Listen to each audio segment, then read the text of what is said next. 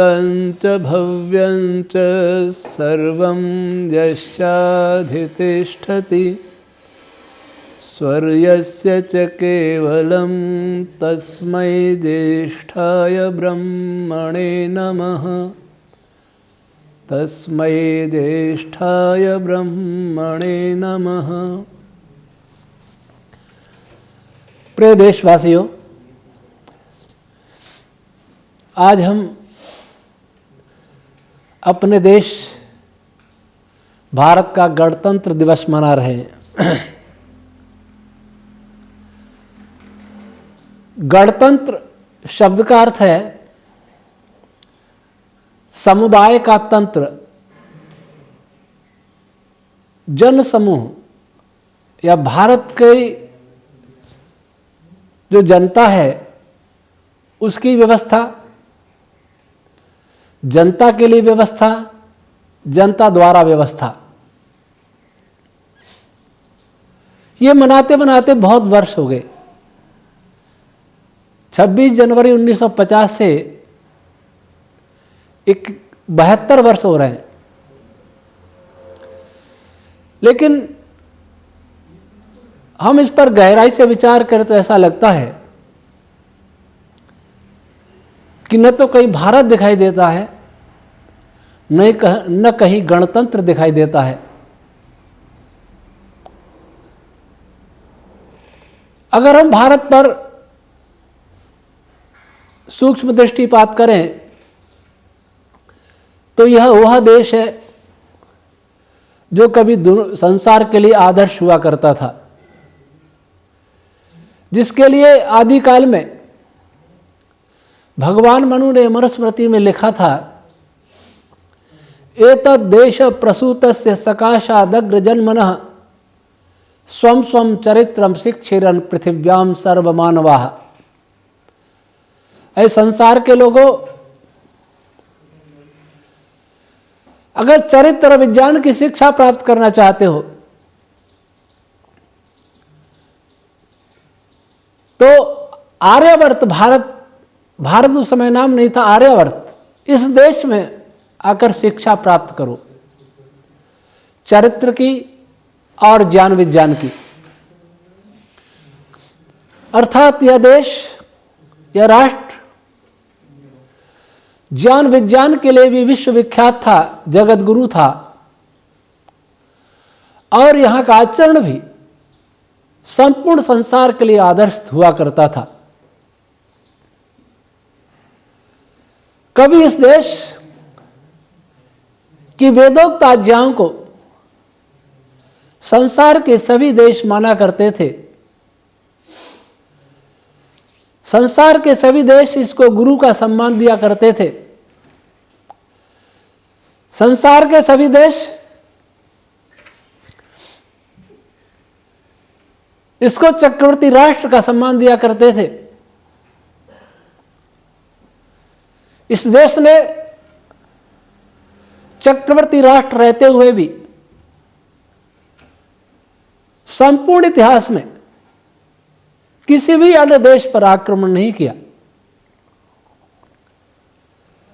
किसी के अधिकारों का अतिक्रमण नहीं किया, लेकिन सबको उनके कर्तव्यों का बोध अवश्य कराया। कहीं अन्याय होता था, उसको न्याय करने के लिए विवश अवश्य किया, और वह हमारे इस आर्यावर्त राष्ट्र की भलाई के लिए नहीं, बल्कि उसी देश की भलाई के लिए किया गया। मर्यादा पुरुषोत्तम श्री रामचंद्र जी महाराज का जीवन देखें। जब वानर राष्ट्र का राजा बाली अपने भाई के साथ अन्याय करने लगा, अपने अनुज की पत्नी को जब उसने अपनी पत्नी बना लिया, तो आर्यावर्त देश के इस महापुरुष ने उसे दंडित किया, और दंडित करके स्वयं राज्य नहीं लिया, भाई को राज्य दिया। जब लंका का राजा रावण संपूर्ण पृथ्वी पर अन्याय करने लगा, तब उसको दंड दे करके वहां का भी राज्य उन्होंने नहीं लिया, बल्कि रावण के छोटे भाई विभीषण, जो एक धर्मात्मा पुरुष थे, उनको ही राज्य दिया। भगवान कृष्ण जी का जीवन देखें, कितने ही राजाओं को दंडित करके उन्हीं के परिवार के उस सदस्य को राजा बनाया जो वेदोक्त सर्वहित में शासन करना जानता था और चाहता था अथवा कर सकता था। लेकिन संपूर्ण जीवन संघर्ष करते हुए भी, संपूर्ण क्षमताओं से युक्त रहते हुए भी, संपूर्ण विश्व को जीतने की क्षमता रखते हुए भी उस महापुरुष ने कभी भी जीवन में इस पृथ्वी के 1 वर्ग इंच भूमि पर भी शासन नहीं किया। ऐसे थे हमारे महापुरुष योगेश्वर भगवान श्री कृष्ण जी महाराज। हमारे देश के महापुरुष, इस भारत के महापुरुष, इस आर्यावर्त के महापुरुष किस प्रकार का राज्य किया करते थे, इसकी झलक देखने के लिए आप वाल्मीकि रामायण को पढ़ें। भगवान श्री राम का राज्य कैसा था, जहां तीनों प्रकार के दुखों में से कोई भी दुख नहीं होता था। न प्राकृतिक आपदाएं आती थी, न शरीर मन आत्मा के रोग हुआ करते थे। ईर्ष्या द्वेष काम क्रोध अहंकार लोभ आदि ये आत्मा के रोग नहीं हुआ करते थे, शरीर के रोग नहीं हुआ करते थे। प्रकृति के कोई भी प्रकोप नहीं हुआ करते थे। हिंसक जानवरों का भय नहीं था। बलवान से निर्बल को कोई भय नहीं था। धनवान का निर्धन को कोई भय नहीं था। विद्वान से अविद्वान को कोई भय नहीं था। कोई अपमान नहीं था उसके द्वारा, तिरस्कार नहीं था। और वास्तविकता तो यह थी, उस काल में कोई अविद्वान होता ही नहीं था। आज विकास के गीत गाने वाले, अपने विज्ञान पर दम्भ करने वाले, संसार में कौन व्यक्ति है, कौन देश है जो ऐसा कह सकता है कि उसके राज्य में कोई दुख नहीं है। उसके राज्य में समय पर वर्षा होती है। उसके राज्य में कभी भी कोई प्रकृति का प्रकोप नहीं होता, आंधी तूफान भूकंप नहीं आते, सुनामी नहीं होती। उसके राज्य में बाढ़ और सूखा नहीं होता। उसके राज्य में कोई बीमारियां नहीं होती।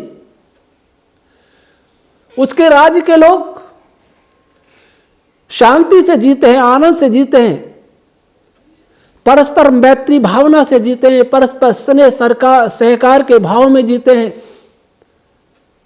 परस्पर परिवार की तरह रहते हुए जीते हैं। और हमारा देश किसी भी अन्य देश का बुरा नहीं सोचता है। किसी भी देश का उस पर आक्रमण नहीं होता है। सभी देश उसे श्रद्धा और प्रेम से देखते हैं। क्या ऐसा दावा कोई कर सकता है?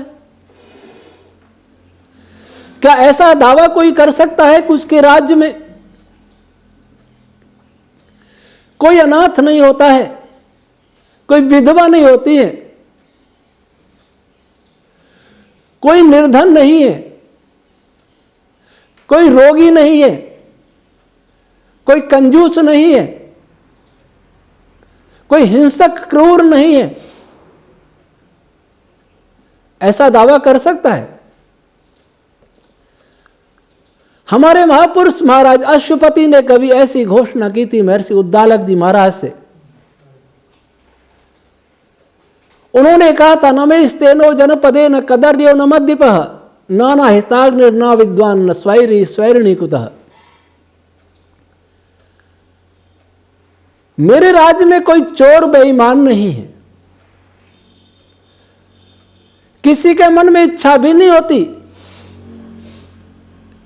कि वह किसी के धन का हरण कर ले, उस किसी के मन में भाव उत्पन्न नहीं होता कि वह किसी का यश चुरा ले। उसके अंदर ये भावना कभी जगती नहीं कि बिना योग्यता के वो पद प्राप्त कर ले, अधिकार प्राप्त कर ले, क्योंकि यह भी चोरी है। और मेरे राज्य में कोई कंजूस नहीं है, सभी उदार दानी हैं, जरूरतमंदों की सेवा करने वाले हैं, सहायता करने वाले हैं, निष्काम सहायता करने वाले हैं। नमेस्तेनो जनपदे न कदर्यो न मद्यपः। और न कोई ऐसा व्यक्ति है जो किसी प्रकार का नशा करता है। नशा करने वाला भी कोई व्यक्ति हमारे देश में नहीं है। न ऐसा कोई है जो नित्य यज्ञ नहीं करता है, जो परोपकार नहीं करता है। यज्ञ केवल अग्निहोत्र का ही नाम नहीं है। यज्ञ है, मुख्य रूप से यज्ञ है परोपकार का नाम, त्याग का नाम, बलिदान का नाम। आज कौन दावा कर सकता है कि उसके राष्ट्र के सभी नागरिक त्यागी, तपस्वी, बलिदानी है, परोपकार की भावना वाले हैं, एक दूसरे से ऐसे प्यार करने वाले हैं जैसे गाय अपने नवजात बछड़े से प्रेम करती है। न कोई अविद्वान है। मेरे राज्य में सभी विद्वान हैं, सभी वैज्ञानिक हैं, सभी प्रकार की विद्याओं को जानने वाले हैं।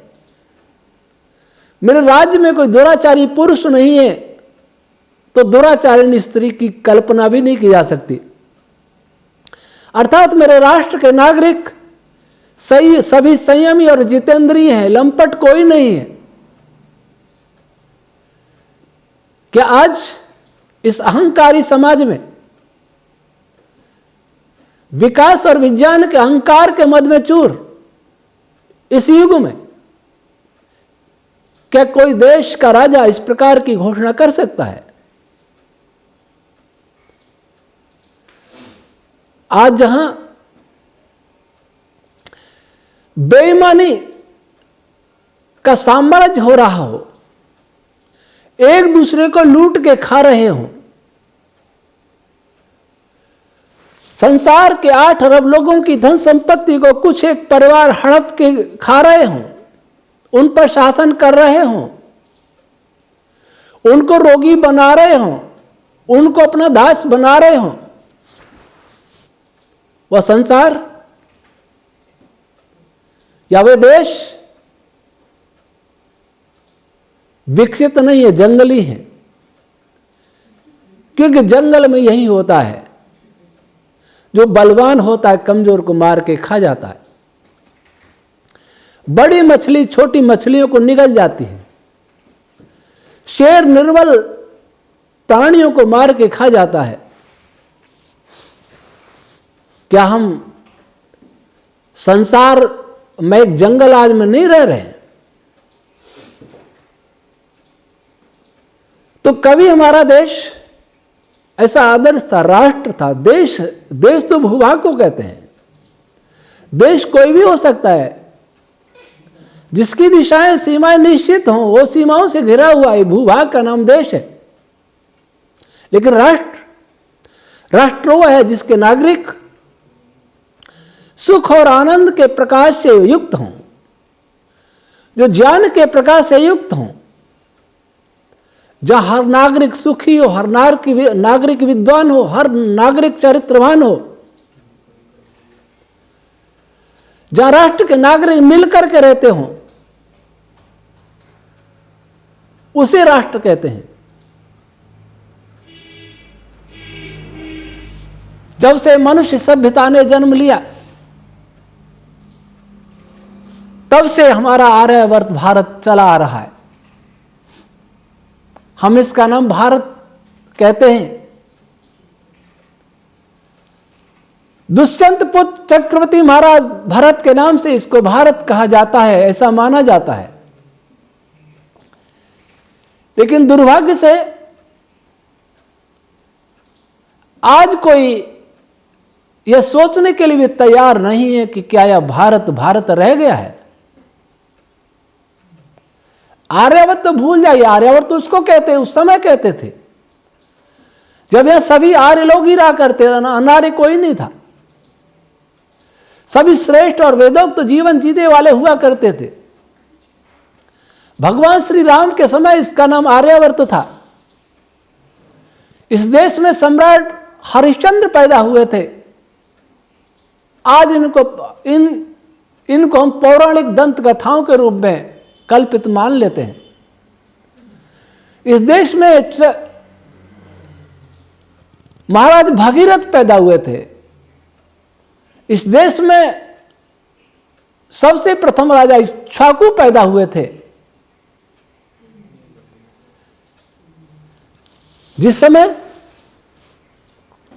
इस देश में सभी लोग बहुत स्वस्थ, बलवान और विद्वान हुआ करते थे, वेदज्ञ हुआ करते थे। प्रत्येक परिवार से यज्ञों की सुगंध आया करती थी, वायु सुरभित हुआ करती थी और भांति भांति के वनस्पति फल फूल हुआ करते थे, बिना बोए भी हुआ करते थे। नदियों के किनारे, नदियों के तट पर जहां ऋषि महर्षि देव लोग साधना ही किया करते थे, गुफाओं में, घाटियों में बैठे योगी जन ध्यान लगाया करते थे। परिवारों से मंत्रोच्चार की ध्वनि आया करती थी। आज उस अभागे देश में हर तरफ हिंसा का साम्राज्य है। कभी अयोध्या राज्य को हिंसा वर्जित कहा जाता था। आज विश्व की बात छोड़ो, मैं भारत की बात करूं तो आज सारे देश में हिंसा का साम्राज्य है, लोभ का साम्राज्य है, घृणा का साम्राज्य है, बेईमानी का साम्राज्य है, झूठ का साम्राज्य है। और हमारे राष्ट्रीय चिन्ह में एक ध्येय वाक्य सत्यमेव जयते। लेकिन आज सत्य पराजित हो रहा है। आज असत्य क्रूर अट्टहास कर रहा है। अहिंसा परमो धर्म के नारे लगाए जाते थे। आज इस राष्ट्र में हिंसा की सर्वत्र जय हो रही है। बूचड़खानों में गऊओं का और दूसरे पशुओं का कत्ल किया जा रहा है। सुनते जो काम बाबर नहीं कर पाया, जो काम अकबर औरंगजेब नहीं कर पाए, उस गो हत्या का वध आज बड़े व्यापक स्तर पर हो रहा है। दुनिया को ज्ञान बांटने वाला देश, दुनिया को अहिंसा का उपदेश करने वाला देश, आज गाय का मांस दे रहा है। अहिंसा का उपदेश देने वाला देश आज गोमांस एक्सपोर्ट कर रहा है। अभी सुना है अमेरिका से समझौता हुआ है भारत का, जिसमें वहां से सुअर का मांस खरीदेंगे और आम अमेरिका को देंगे। कितनी बुद्धिमानी की बात है, यह बेशर्मी निर्लज्जता की बात है, यह शोक की बात है। हम आम बेचेंगे और सुअर का मांस खरीदेंगे। आम अमेरिकन लोगों को खिलाएंगे और हम सुअर का मांस खाएंगे। हमारे पूर्वज भी ये देख करके आंसू बहाते होंगे जो कहीं किसी लोक में होंगे। इतना पतन। क्रांतिकारियों ने सोचा था इस देश को स्वतंत्र कराया जाए। फिरंगी लोग शासन कर रहे हैं, हिंसा कर रहे हैं, शराब पीना सिखा रहे हैं हमारे देश के लोगों को, हमारे देश के लोगों का इतिहास नष्ट कर रहे हैं, हमारे देश के लोगों में हमारे महापुरुषों के प्रति घृणा का भाव पैदा कर रहे हैं, शंका और संदेह का भाव पैदा कर रहे हैं। इसलिए इस अंग्रेज राज्य को उखाड़ फेंकना चाहिए। ये अंग्रेज हमारे देश के लोगों पर अन्याय कर रहे हैं, अत्याचार कर रहे हैं, अपने मनमाने कानून थोप रहे हैं, इसलिए इनको इस देश से भगाना चाहिए। इसके लिए क्रांति का शंखनाद किया एक ऐसे व्यक्ति ने जो आदि ऋषि महर्षि ब्रह्मा जी महाराज से लेकर के महर्षि जैमिनी पर्यंत ऋषियों की परंपरा का एक प्रबल प्रस्तोता था। महर्षि जैमिनी के पश्चात अनेक महापुरुष इस देश में आए। आचार्य चाणक्य भी आए, आदि शंकराचार्य भी आए, नानक जी भी आए और बस बहुत से महापुरुष आए। लेकिन जो वेद की समझ थी, जो सबके ज्ञान विज्ञान का मूल आधार था वेद, उसको आधार बनाने का जो स्वप्न था, इसके आधार पर आर्यावर्त देश का पुनः भव्य भवन खड़ा करने का सपना जिस महापुरुष ने देखा था, जिस महापुरुष ने गर्भाधान से लेकर अंत्येष्टि संस्कार पर्यंत प्रत्येक मनुष्य के लिए जीवन जीने का एक विधान दिया था, परिवार कैसे बनाए, परिवार में कैसे रहे, इसका एक मार्गदर्शन दिया था। समाज कैसा होना चाहिए, मेरा राष्ट्र कैसा होना चाहिए, मेरा विश्व कैसा होना चाहिए, इन सब विषयों पर जिसने वेदानुकूल भगवान मनु के अनुकूल विचार इस संसार को दिए थे, जिसने अविद्या के अंधकार को मिटाने के लिए प्रबल पुरुषार्थ किया था, वो महापुरुष कभी अपने लिए नहीं जिया, इस समाज राष्ट्र और विश्व के कल्याण के लिए जिया। अनेक यातनाएं सही, अनेकों बार विष पान किया, लेकिन उस महापुरुष ने कभी अपने कर्तव्य को नहीं छोड़ा। उस महापुरुष का मानना है कि जो हम इस आर्यावर्त देश के गौरव को सुनते हैं, इस भारत देश के इतिहास और संस्कृति पर जो गर्व करते हैं, उसका मूल कारण था वेद। और कारण वेद हट गया तो ये भारत और आर्यावर्त भी मिट गया।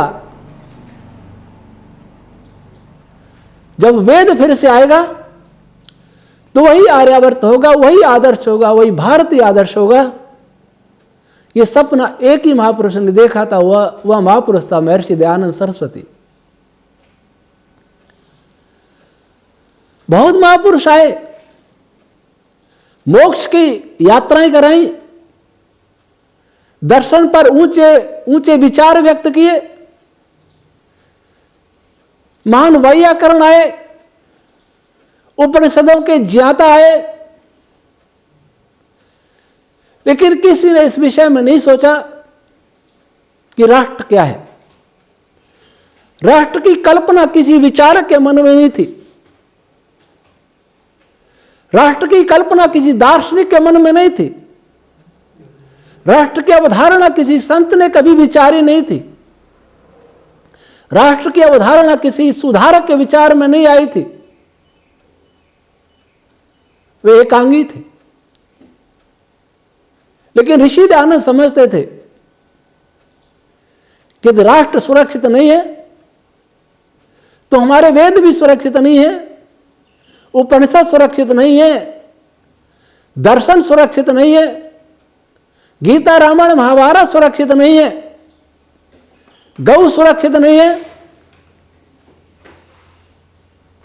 ज्ञान विज्ञान इतिहास परंपराएं कुछ भी सुरक्षित नहीं है। इसलिए उन्होंने एक नारा दिया था, वेदों की ओर लौटो। इसके साथ यह भी नारा दिया था कि कोई कितना ही करे स्वदेशी राज्य सर्वोपरि उत्तम होता है। चाहे विदेशी राज्य माता पिता के तुल्य सुख देने वाला कहीं नहीं हो, लेकिन विदेशी राज्य उत्तम नहीं होता। उन्होंने स्वराज्य की घोषणा की, स्वराज्य का उद्घोष किया, स्वराज्य की प्रेरणा की। उनसे प्रेरणा पाकर उनके से श्याम कृष्ण जी पर वर्मा, लाला लाजपत राय और उसके बाद उनके साथी स्वामी श्रद्धानंद जी, महात्मा हंसराज जी, चंद्रशेखर आजाद, भगत सिंह, नेताजी सुभाष चंद्र बोस, वीर सावरकर, भाई परमानंद, लाला हरदयाल, राम प्रसाद बिस्मिल, ठाकुर रोशन सिंह, अशफाकुल्ला, एक क्रांतिकारियों की लंबी कतार है। लोकमान्य तिलक, ये सब ऐसे क्रांतिकारी थे जिनको कहीं ना कहीं से ऋषि दयानंद से प्रेरणा मिली, किसी न किसी प्रकार से। कुछ ऋषि दयानंद से सीधे जुड़े थे और कुछ उनसे प्रेरित थे। और उस समय उन्होंने सोचा था कि जब देश स्वतंत्र होगा तब देश में अपना कानून होगा, देश स्वतंत्र होगा तब उसमें अपनी शिक्षा प्रणाली होगी,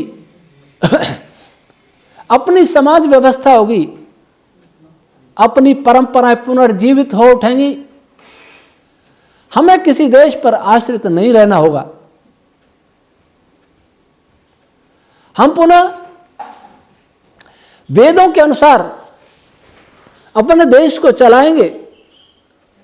भगवान मनु का वेदोक्त शासन होगा। हमारी अर्थव्यवस्था संसार में सबसे विशाल होगी, महती होगी। हम फिर जगत गुरु बनेंगे। हम संसार के मार्गदर्शक बनेंगे। ऐसा ऋषि दयानंद का सपना था। और इस सपने को पूरा करने के लिए लाखों क्रांतिकारी बलिदान हो गए, लाखों ने यातनाएं सही, माताओं ने अपने बच्चों को बलिदान होते देखा, अनेकों पतिव्रता पत्नियों ने अपने सिंदूर को उजाड़ दिया देश को बचाने के लिए। किसी के बच्चे बलिदान हुए, किसी के पिता बलिदान हुए, किसी के भाई बलिदान हुए, फांसी पर चढ़ गए। लेकिन सपना एक था कि हमारा राष्ट्र स्वतंत्र होवे, हमारा राष्ट्र गणतंत्र होवे। लेकिन क्या हम वास्तव में स्वतंत्र हुए? क्या हमारा देश स्वतंत्रता से कोई निर्णय लेता है? क्या हमारा कानून अपना है? क्या संविधान हमारा अपना है? क्या हम अपनी शिक्षा व्यवस्था ला सके? क्या हम अपने संस्कार ला सके? क्या हम अपने गांव को स्वावलंबी बना सके? क्या हम अपने राष्ट्र के गरीब को सुखी बना सके? अगर 1947 या 50 की स्थिति को देखें, उस समय जो हमारे पूर्वज भारतीय थे उनके विचारों को देखें, उनके संस्कारों को देखें, उनके आचारों को देखें, उनके वेशभूषा को देखें, उनकी भाषा को देखें, उनके चरित्र को देखें। जो गुलाम भारत में जी रहे थे, जो पराधीन भारत में जी रहे थे, जो यातनाएं सह रहे थे विदेशियों की, आए दिन कोई भी एक अंग्रेज सिपाही आकर के कोड़े बरसा दिया करता था किसी पर भी, उस युग में जी रहे थे। वे लोग भी हमारी अपेक्षा अधिक स्वदेशी थे। उनका मस्तिष्क स्वदेशी था, उनके वस्त्र स्वदेशी थे, उनकी चिकित्सा पद्धति स्वदेशी थी, उनकी शिक्षा स्वदेशी थी, उनकी परंपराएं स्वदेशी थी, उनका आवास परिवेश सब स्वदेशी था। लेकिन इस कथन स्वतंत्रता और गणतंत्रता के बाद 75 वर्ष हो गए स्वतंत्रता के बाद, आज वे ही गुलाम भारत में जीने वाले हमारे पूर्वज आ जाएं, आज के भारतीयों के विचारों को देखें, आज के भारतीयों के वेशभूषा को देखें, हम भारतीयों की शिक्षा संस्कारों को देखें, हमारे कानूनों को देखें, तो मुझे लगता है कि दुर्बल हृदय वाले तो हृदयाघात होकर के मर जाएंगे। उन्हें लगेगा कि पहले तो अंग्रेज कुछ दिखाई देते थे, कभी कभी कोई अंग्रेज में आता था, आज तो हमारे घर में ही अंग्रेज पैदा हो गया। यदि हमारे वश में होता, इस भारतीयों के वश में होता, जो अपने को बहुत प्रबुद्ध कहते हैं, तो अपनी काली चमड़ी को भी गोरी बना लेते, उसके लिए भी यत्न करते हैं, लेकिन वो हो नहीं पा रहा। आजादी के 75 वर्ष बाद, संविधान लागू होने के 72 वर्ष बाद हम विचारों से पूरे अंग्रेज बन गए। आज मेरे देश के युवकों को भारतीयता से घृणा है, भारतीय राजा महाराजाओं से घृणा है, भारतीय महापुरुषों से घृणा है, भारतीय ज्ञान विज्ञान का उपहास किया जाता है।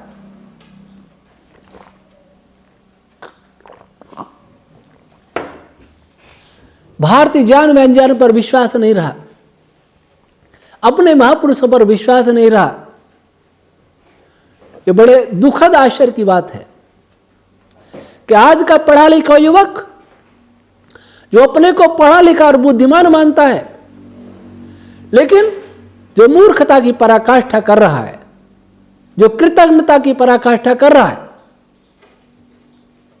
वह ऐसा कृतज्ञ व्यक्ति, ऐसा कृतज्ञ मेरा भारतीय युवक अपने पूर्वजों को मूर्ख सिद्ध करने के लिए एड़ी चोटी का जोर लगा रहा है, अपने ही महापुरुषों को नीचा दिखाने में एड़ी चोटी का जोर लगा रहा है, और उसके लिए प्रमाण जुटाता है तो विदेशियों से। मेरे देश के पूर्वजों ने कभी सोचा भी नहीं होगा, कभी जाना भी नहीं होगा, कभी स्वप्न भी नहीं देखा होगा कि उनके वंशज स्वतंत्र भारत में, जिसको स्वतंत्र कहा गया छल पूर्वक, स्वतंत्र भारत में ऐसे हो जाएंगे कि अपने पुरखों के अस्तित्व पर ही प्रश्न खड़े करने लग जाएंगे, अपने पुरखों के ज्ञान विज्ञान का उपहास करने लग जाएंगे। और मेरी बात जो सुन रहे हैं वो कमेंट करेंगे कि आपने क्या कर लिया, आपने मोबाइल बना लिया क्या, हमारे भारत में मोबाइल था क्या? अरे मेरा भारत क्या, आपका भी तो भारत है, आपके भी पूर्वज हैं। अगर आपको यह कहने में बड़ा गर्व होता है कि आप मूर्खों की संतान हैं, यदि आपको यह कहने में गर्व होता है आप दुष्ट लोगों की संतान हैं, तो आप गर्व करिए। हमें गर्व इस बात का है कि हम ऋषियों की संतान है, हम वीर महापुरुषों की संतान है, भगवान राम भगवान कृष्ण की संतान है, हम महादेव ब्रह्मा विष्णु हनुमान जी के पुजारी हैं। इस पर हमें गर्व है। हम महाराज हरिश्चंद्र के वंशज, इस पर हमें गर्व है। हम भगवान मनु के मानने वाले, इस पर हमें गर्व है। हम वैदिक काल के अनुयायी, इस पर हमें गर्व है। आज हमारा ही भारतीय इस स्वतंत्र भारत में स्वतंत्रता के नाम पर अपने ही माता का चीर हरण करने में गौरव अनुभव कर रहा है। ये भारत माता का चीर हरण करना एक बहुत बड़ा व्यवसाय बन गया है। एक युवक किसी यूनिवर्सिटी में पढ़ता है, भारत तेरे टुकड़े होंगे नारा लगाता है, भारत माता को गाली देता है, मनुस्मृति जलाता है, भगवती उमा को दुराचारिणी कहता है, या जो जितना बस हो वो गाली देता है महापुरुषों को। ऐसे युवक, ऐसे देशद्रोही लड़के रातों रात धनवान कैसे बन जाते हैं, रातों रात राजनेता कैसे बन जाते हैं? कौन है जो उनको अपनी पार्टी में जगह देती है? कौन सी पार्टियां हैं वो? वे पार्टियां क्या चाहती हैं? देश को गाली देने वालों को, देश के महापुरुषों को गाली देने वालों को, देश के टुकड़े करने के नारे लगाने वालों को जो दल अपना सदस्य बनाते हैं, क्या वे दल इस भारत से प्यार करते हैं अथवा किसी अंतर्राष्ट्रीय साजिश के तहत किससे प्रेरित होकर के देश के टुकड़े करने के लिए वो दल बने हैं? आज इस अभागे भारत में किसी को भी चुनाव लड़ने का अधिकार है। हत्यारा हो, बलात्कारी हो, देशद्रोही हो, चोर हो, भ्रष्टाचारी हो, सबको चुनाव लड़ने का अधिकार है। कभी भगवान मनु ने एक विधान बनाया था। हमारा देश क्यों सुखी था? वह राजा के लिए कहा गया था, राजा चारों वेदों का विद्वान हो। वेद कर्मकांड का ग्रंथ नहीं है, वेद संपूर्ण सृष्टि का ग्रंथ है। राजा संपूर्ण सृष्टि को जानने वाला होता था। राजा महान वैज्ञानिक योगी हुआ करता था। राजा ब्रह्मचारी जितेंद्र हुआ करता था, गृहस्थ होते हुए ब्रह्मचारी रहा करता था। भगवान श्री राम 14 वर्ष वन में रहे, लेकिन कोई संतान नहीं हुई, ब्रह्मचारी रहे। भगवान कृष्ण जी महाराज रुक्मिणी के साथ 12 वर्ष ब्रह्मचारी हिमालय में रहकर तब बस योग साधना की। ये हमारे देश के राजाओं की योग्यता हुआ करती थी।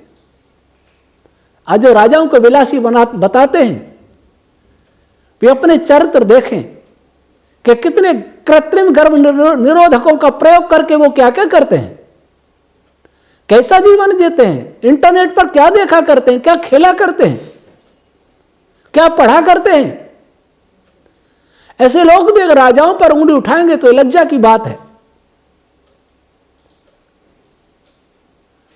तो उस समय राजा वैज्ञानिक हुआ करता था, योगी हुआ करता था, चरित्रवान हुआ करता था, विद्वान हुआ करता था, यज्ञ और परोपकार करने वाला हुआ करता था, और प्रजा को अपने पुत्र के समान पालने वाला हुआ करता था। आज इस हमारे अपने कहलाने वाले देश में ऐसा विधान थोपा गया कि चपरास एक चतुर्थ श्रेणी कर्मचारी के लिए योग्यता निर्धारित है। कहीं 8वीं पास होना चाहिए, कहीं 10वीं पास होना चाहिए। राजा बनने के लिए यहां कोई योग्यता नहीं होनी चाहिए। प्रधानमंत्री बनने के लिए कोई योग्यता नहीं होनी चाहिए।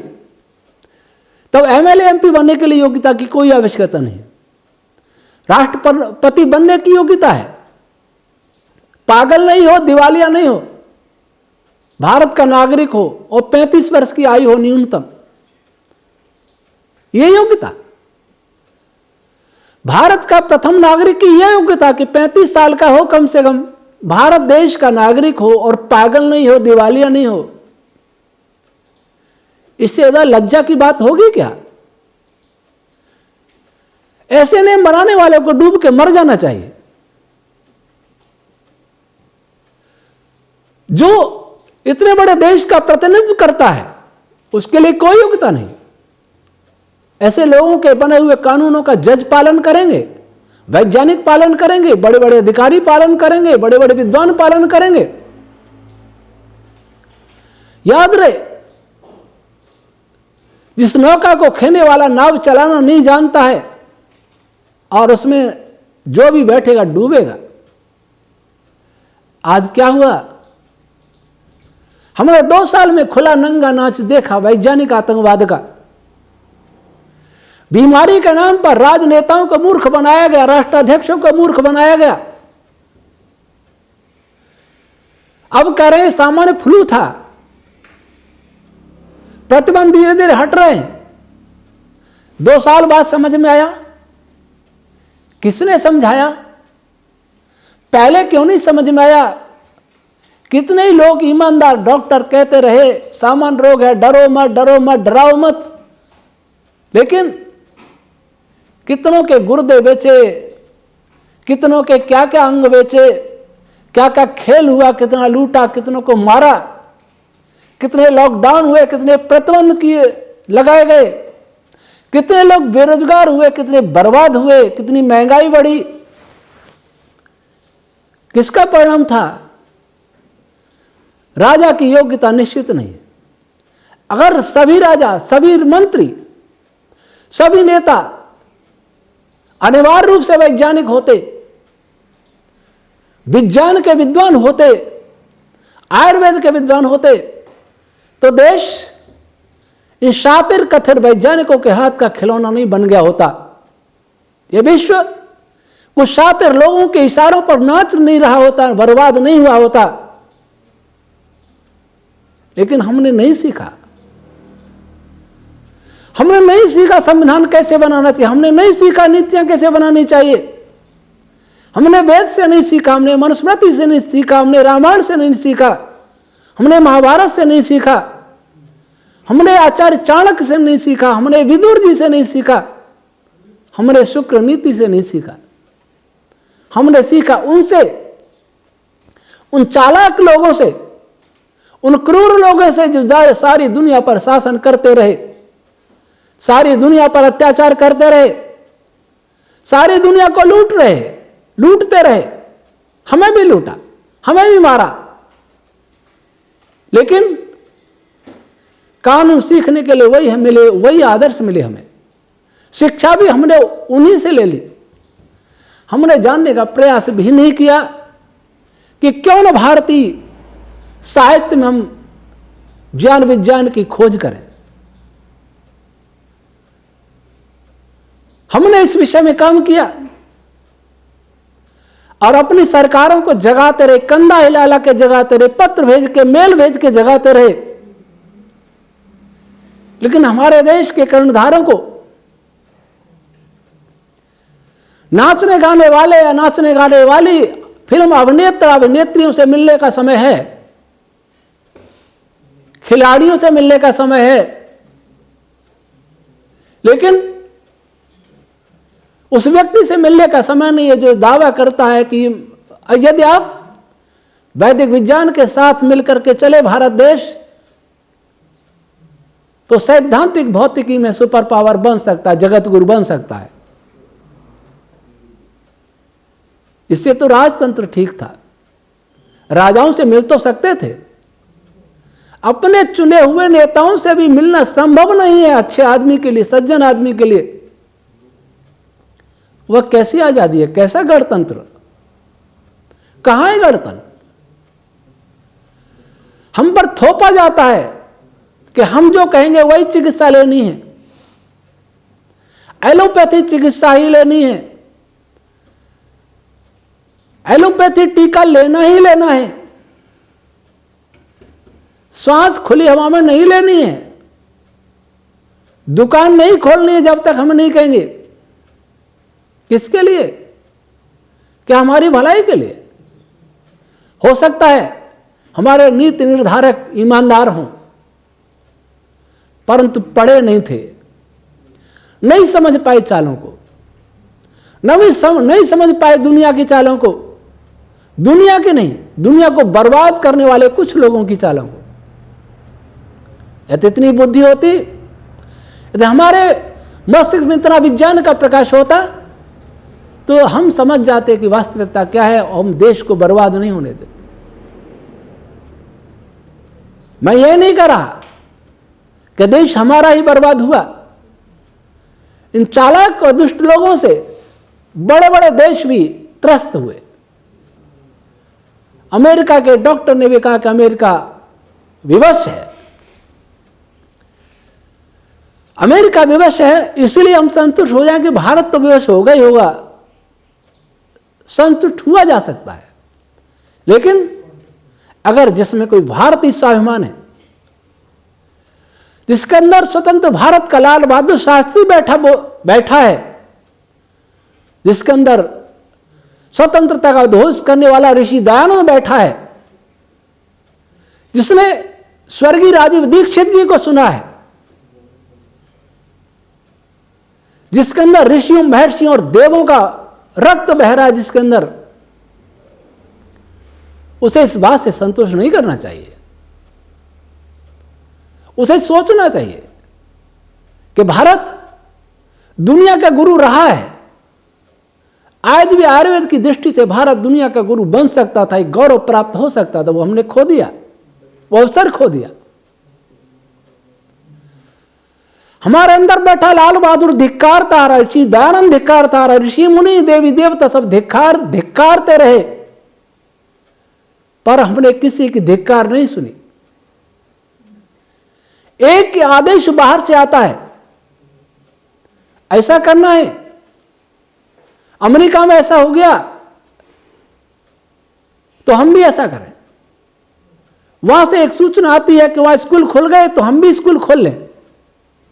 वहां से सूचना आती है कि नेचुरल इम्यूनिटी सही है तो हम भी कहने लगे, धीरे धीरे कहने लगेंगे नेचुरल इम्यूनिटी ठीक है। क्या हम मदारियों के बंदर से हमारी अधिक कोई सम्मान रह गया क्या दुनिया में? मदारी का डंडा जैसे हिलता वैसे बंदर नाचता है। कौन लोग हैं जो डंडा हिला रहे हैं? कौन है मदारी जो सारी दुनिया को नचा रहे? हम भी नाच रहे, और फिर हम गणतंत्र दिवस की खुशियां मना रहे हैं। हमारी सेना परेड कर रही है। मैंने देखा है कई सैनिकों के फोन आते मेरे पास। एक तो वायुसेना छोड़कर मेरे पास युवक आ भी गया है और फोन आके बताते हैं कि हम गुलाम हैं, स्वतंत्रता बिल्कुल नहीं है।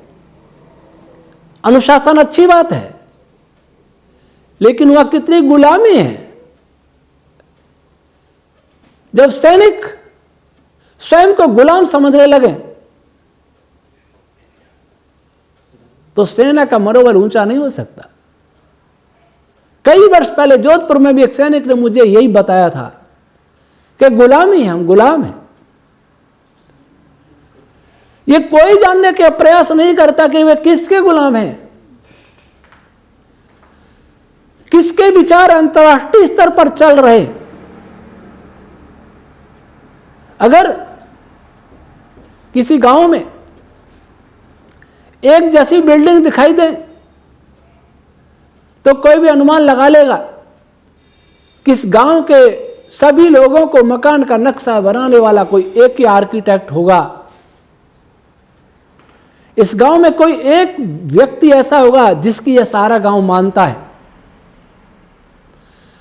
अगर किसी गांव में एक जैसे वस्त्र पहनते सबको देखें तो लगेगा कि कोई गांव का ऐसा मुखिया है जो सबको निर्देश दे रहा, वैसे सब वस्त्र पहन रहे हैं, वैसे ही सबका आहार विहार हो रहा है। किसी एक व्यक्ति का शासन इस गांव में है। यदि सारी दुनिया में देखें कि एक जैसी बिल्डिंग बन रही है, एक जैसे कपड़े पहने जा रहे हैं, एक जैसी स्वच्छंदता हो रही है, एक जैसे कानून बन रहे हैं, एक जैसी आर्थिक नीतियां बन रही हैं, एक ही चिकित्सा पद्धति आ रही है, तो क्या उससे सिद्ध नहीं होता कि कोई एक है जो सारे भूमंडल को अपना गुलाम बना रहा है, गुलाम बना दिया है, जिसको आज हम कहते हैं वर्ल्ड ऑर्डर। हम भारत की संसद भी स्वागत कर रही है, प्रधानमंत्री जी लाल किले से स्वागत कर रहे हैं, संसद में कर रहे हैं। इस बात के लिए आलोचना करना सरल है, लेकिन दूसरा विकल्प नहीं है। बहुत काम उन्होंने आजाद भारत में ऐसे पाप किए, 370 का पाप किया था, इससे डॉक्टर भीमराव अंबेडकर सहमत नहीं थे, लेकिन फिर भी किया। अंबेडकर जी के नाम की माला जपने वालों ने आज तक कभी नहीं कहा 370 हटा दो। गांधी जी के माला जपने वालों ने कभी नहीं कहा कि स्वदेशी लाओ, स्वदेशी कृषि हो, स्वदेशी वेशभूषा हो, शराबबंदी हो, किसी ने नहीं कहा। माला जपते रहे, वोट मांगते रहे, लाभ पाते रहे, लेकिन बात किसी ने नहीं मानी। यह संतोष का विषय है कि धारा 370 में प्रधानमंत्री मोदी जी ने यह साहस किया कि इस नासुर को जड़ से समाप्त किया, लेकिन क्या इतना ही पर्याप्त था? हमने इनको ऐसे रूप में देखा था जो अपने राष्ट्रीय गौरव को सर्वोपरि समझता था। हमने गुजरात से देखा और धारा 370 तक देखा, एक प्रखर व्यक्तित्व, निर्भीक व्यक्तित्व, लेकिन इस बीमारी के नाम पर चल रहे वैश्विक षड्यंत्र में फंस गए, अन्य देशों की तरह फंस गए, साहस नहीं दिखा सके, लाल बहादुर शास्त्री नहीं बन सके। आज हमारे देश में कुछ ऐसे भी हैं,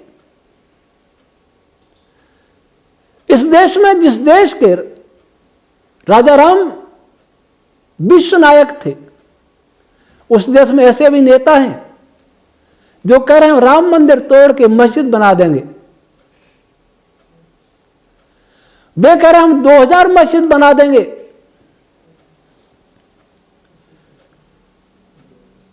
आज सेक्युलर देश वाले थोड़ा ये विचार करें कि भारत का विभाजन संप्रदाय के आधार पर हुआ था, दुखद रूप से हुआ था। ये कड़वी सच्चाई है। इस सच्चाई को आज तक क्यों नहीं स्वीकार करते? हिंदुओं की जनसंख्या का अनुपात कम हो रहा है। पाकिस्तान में हिंदू समाप्त हो गया, लगभग समाप्त हो गया, कोई पूछने वाला नहीं है, कोई सेक्युलर नहीं बोलता। सेक्युलर शब्द का अर्थ है मजहब के नाम पर किसी के साथ अन्याय नहीं होना चाहिए, भेदभाव नहीं होना चाहिए, सबके लिए समान कानून होना चाहिए। लेकिन अपना संविधान, जिसको कहते हैं अपना संविधान लागू किए अभी 72 वर्ष हो गए, लेकिन देश के हर नागरिक के लिए समान संविधान, समान कानून नहीं बना सके। कैसा गणतंत्र, कैसा स्वतंत्र, कैसा सेक्युलर? हम लोगों की जनभावनाओं को कुचलकर कानून थोपते रहे, महामारी के नाम पर कानून थोपते रहे, दंडित करते रहे, जनता को पीड़ित करते रहे। कैसा लोकतंत्र? कहां है लोकतंत्र? कहां है समाजवाद, जिसमें गरीबी और अमीरी के बीच में बड़ी खाई बढ़ती जा रही है? और हम एक ऐसे चक्रव्यूह में फंसे हैं। मुझे नहीं लगता कि कोई निकल जाएगा, कोई निकाल पाएगा। अब तक नहीं निकाल पाए तो कोई निकाल नहीं पाएगा। हमने आज देख रहे हैं जो पार्टियां, जिनके नेता ये कहते रहे बलात्कार की घटनाओं पर यह कह कि बच्चों से भूल हो जाती है। जो लोग नकल और चोरी को प्रोत्साहन करते रहे, जिन्होंने परिवार को ही सरकार समझा, परिवार को ही प्रांत मान लिया, राष्ट्र मान लिया। उत्तर प्रदेश में एक पार्टी की सत्ता अपने परिवार तक बटी है। परिवारों में अंधा बांटा रेवड़ी और अपने घर वालों की दे रहा रेवड़ी। ऐसे लोगों को देखा जहां हिंदुओं को अपने ही घर छोड़कर भागना पड़ा, गांव के गांव खाली हुए। वे लोग आज फिर शासन करने की योजना बना रहे हैं, कल्पना कर रहे हैं और लोग सहयोग भी दे रहे हैं। आज अगर गुंडागर्दी को कोई समाप्त करने के लिए कठोर कदम उठाए, पहली बार हमने उत्तर प्रदेश में देखा। मैं भी उत्तर प्रदेश का हूं, जन्म मेरा उत्तर प्रदेश का है। अपराधियों की बिल्डिंगों पर बुलडोजर चलाया गया, सड़कों का विकास हुआ, लेकिन दशकों से बीमार राष्ट्र को अचानक अपराध मुक्त नहीं किया जा सकता। लेकिन आज लगता है यह हमारे लिए विषय नहीं है। हमारी जाति शासन करे, हमारा संप्रदाय शासन करे। अगर कोई गांधी जी के विरुद्ध कुछ बोले, उसको जेल। और एक नेताजी कह रहे कि योगी और मोदी नहीं, जब हिमालय में चले जाएंगे, कोई मठ में चला जाएगा, तब हिंदू कहां जाओगे। लेकिन उस व्यक्ति को गिरफ्तार करने का साहस ने किसी ने नहीं किया। कहां जा रहे हैं हम? कैसे ऐसा नहीं लगता कि ये दोनों चले जाएंगे तो हिंदू कहां जाएंगे? मरेंगे, या फिर इस्लाम स्वीकारेंगे, उनके लिए मस्जिद बनाएंगे। इस्लाम के 56 देश हैं, ईसाइयों का भी 100 देश है, लेकिन हिंदू तुम्हारा क्या है? कहां जाओगे? गंगा के किनारे रहने वाले क्या गंगा में डूब के मरोगे क्या? या हिंद महासागर, अरब सागर, बंगाली खाड़ी में जाके मरना है? सारी दुनिया को वैदिक शिक्षा देने वाले, जो अपने को दुर्भाग्य से हिंदू कहने लगे आर्य के स्थान पर, वे आर्य लोग कर्म से थे। आर्य कोई जाति कभी नहीं रही। जो इस्लाम है, जो ईसाई हैं, वे सब अपने ही हैं, हम में से बने। दूसरे पंथ बन गए हमारी कमजोरी के कारण। लेकिन फिर भी दुनिया में जैसा भी हिंदू बचा है, कितना भी पतन हुआ, लेकिन इस हिंदू ने कभी किसी देश पर आक्रमण नहीं किया। सारी दुनिया में थे, सिकुड़ के यहां भारत में रह गए, और भारत में भी अब समाप्त होते जा रहे हैं, कम होते जा रहे हैं। कोई चिंता नहीं है। इतनी बुद्धिमानी होती, इतनी बुद्धि हम में होती, इतना चरित्र होता, इतनी समझदारी होती, तो 1000 वर्ष की गुलामी हमने नहीं सही होती। मुझे ऐसा लग रहा है कि हिंदू की जप करने वाले भी एक गलत दिशा पर जा पड़े हैं।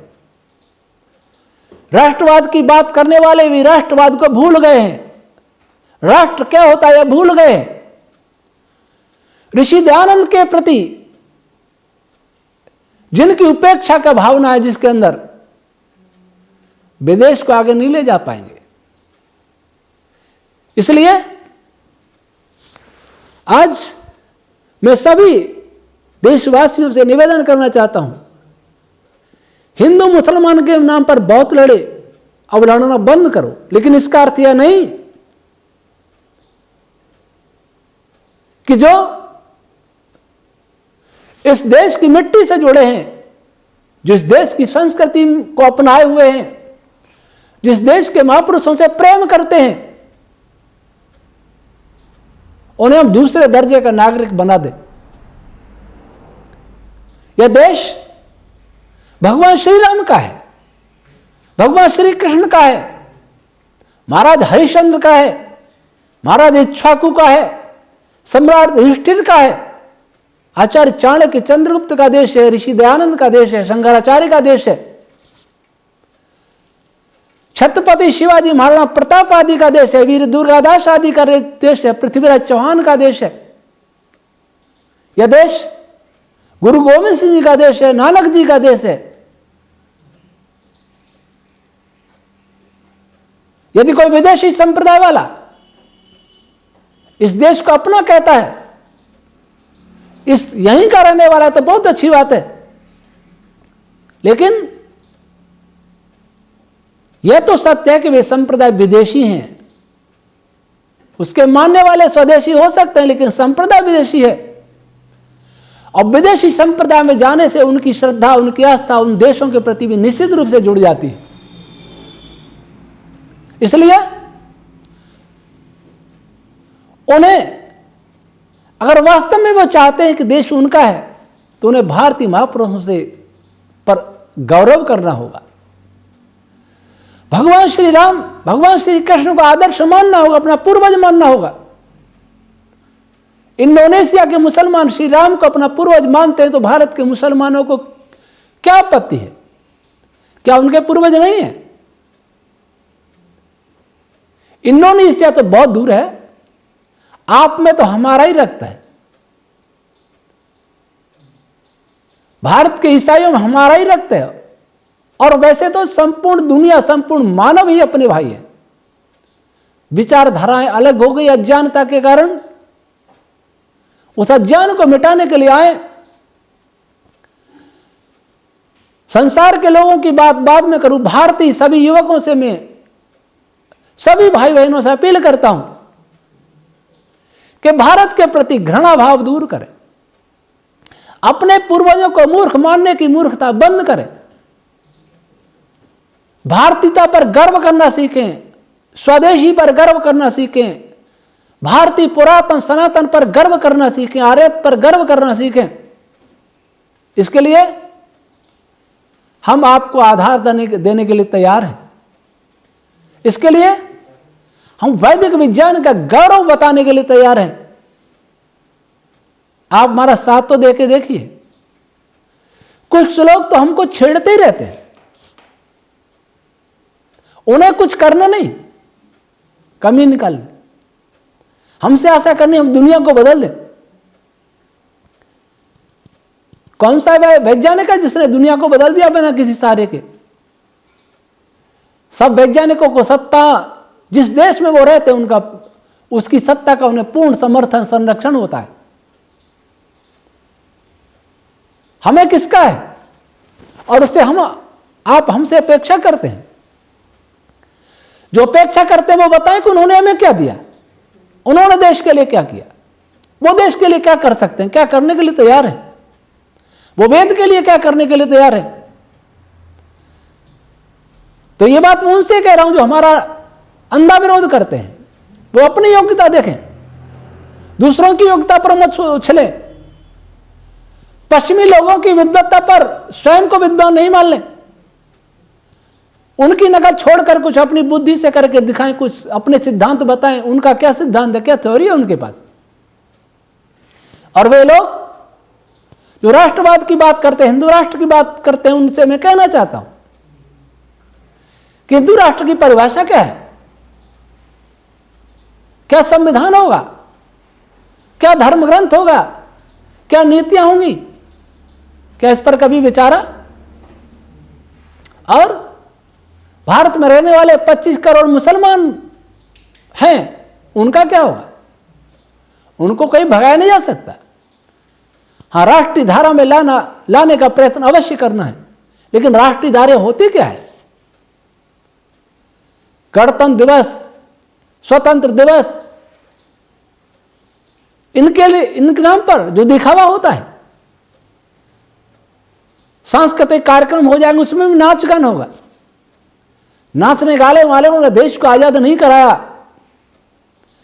लक्ष्मीबाई झांसी की रानी नाचने वाली नहीं थी, झलकारी वाली नाचती नहीं थी, सुभाष चंद्र बोस, भगत सिंह, बिस्मिल, चंद्रशेखर आजाद, राम प्रसाद बिस्मिल ये नाचने गाने वाले नहीं थे, लेकिन नाचने गाने वाले नर्तकों ने इस देश पर कब्जा कर लिया। आज की पीढ़ी अधिकांश उन्हीं नर्तकों की भक्त है। तो मैं उनसे ये पूछना चाहे हिंदू राष्ट्र का स्वरूप क्या होगा? अगर हिंदू राष्ट्र छोड़िए, वैदिक राष्ट्र की बात करिए, जहां सभी मनुष्य हैं और भारत में रहने वाले सभी भारतीय हैं, जहां एक वेद का विधान हो जो संपूर्ण संसार को मार्गदर्शन देने की क्षमता रखता हो, प्राचीन भारतीय ज्ञान विज्ञान हो, हमारी अपनी स्वदेशी चिकित्सा पद्धति हो, हमारा स्वदेशी आचार व्यवहार हो, हमारे वेशभूषा हो, हमारी परंपराएं हो। और ऐसा कब होगा? जब उनका अध्ययन करेंगे। हिंदू राष्ट्र की बात करने वालों को भी अपने भारत राष्ट्र की पता नहीं। वो कहते हैं हमारा भारत 5000 वर्ष पुराना है, वो भारत को क्या बचाएंगे?